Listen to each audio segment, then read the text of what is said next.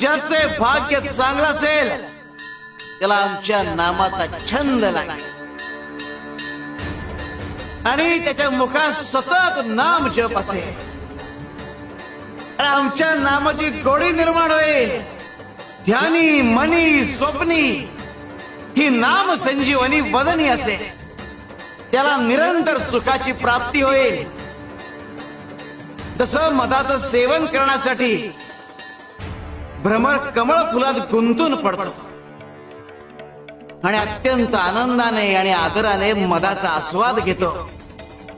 आमच्या भक्ताचे मन आमच्या नामाचे ध्यान लागून उच्च पातळीवर स्थिर होते. मन नामात एकाग्र होईल. त्याची चंचलता नाहीशी होईल आणि त्याचे उन्मन होईल. अरे नामस्मरण हेच प्रपंच व परमार्थ साधनाचे साधन आहे. शिवाय शंकर.